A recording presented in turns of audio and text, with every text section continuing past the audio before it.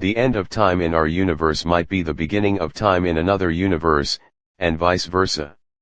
This is the hypothesis put forth by an international team of astrophysicists in last month's issue of Physical Review Letters, that fundamental questions of time, structure, and entropy can be answered if we assume that our universe has a bizarro-universe twin where time runs backward, relative to us, each universe splitting off from the Big Bang in opposite temporal directions, serving not as the beginning of the time but rather as a halfway point between the two universes.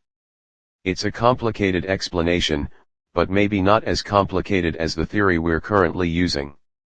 And the reason for that complexity is entropy. As Scientific American's Lee Billings explains, the thermodynamic arrow of time suggests our observable universe began in an exceptionally special state of high order and low entropy, like a pristine cosmic egg materializing at the beginning of time to be broken and scrambled for all eternity.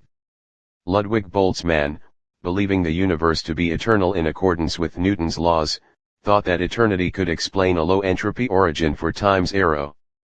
Given enough time, endless time, in fact anything that can happen will happen, including the emergence of a large region of very low entropy as a statistical fluctuation from an ageless, high-entropy universe in a state of near equilibrium.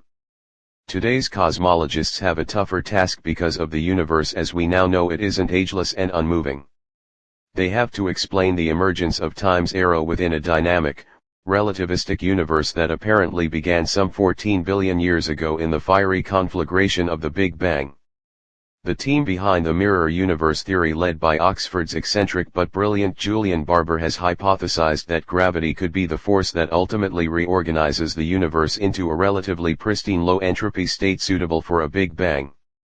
The problem is that gravity would literally have no time to do this unless it already existed in a high-entropy state, which would imply deterioration from another low-entropy state, which would imply another Big Bang, and so on.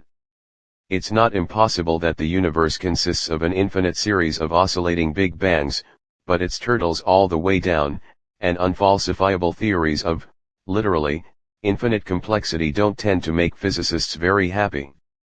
Do we live in a mirror universe?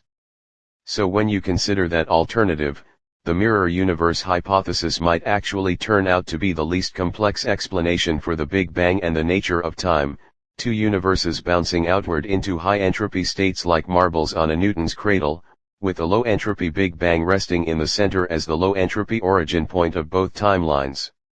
It's a pretty wild idea, but we're dealing with pretty wild data, and just as extraordinary claims require extraordinary evidence may warrant extraordinary claims. Proving those claims is, of course, another matter entirely.